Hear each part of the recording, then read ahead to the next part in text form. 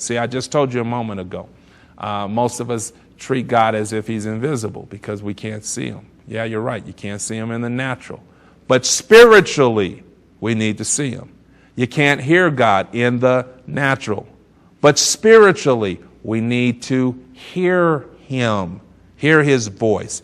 His voice, his presence needs to be real, needs to be, watch this, revealed to us.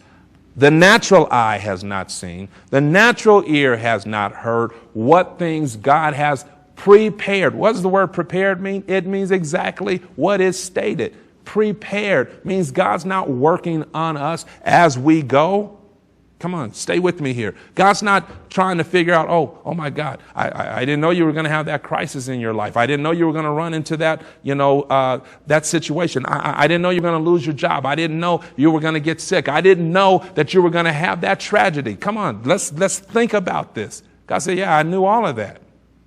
And because I knew all of that, I prepared a plan.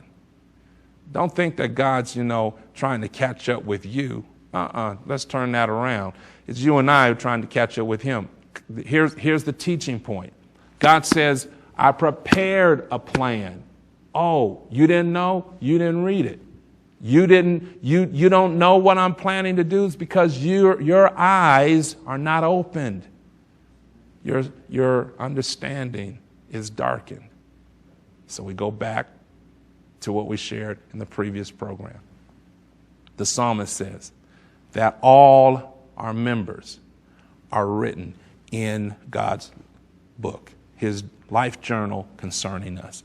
God's writing down when? In advance. He prepared his plan when? In advance. Back to Jeremiah 29:11.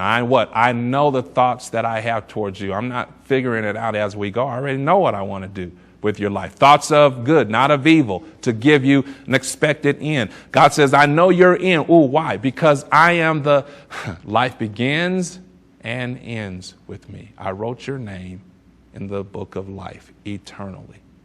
I didn't just give you life. My intention is to manage your life from beginning to end.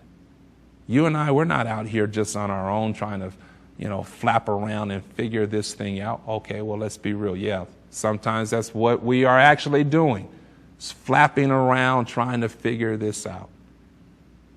And God says, but if you could just see me, if you just could hear me, stop treating me like I'm invisible. I'm right here.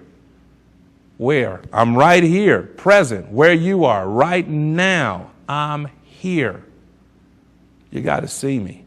You got to see me past your natural limitations. You got to hear me past your natural limitations. You got to be able to see that God is present right here, right now. He's prepared what he wants to do with our life. Only way we'll know that, not by the natural eye, not by the natural ear, but the Spirit reveals to us the things that God has prepared for our life.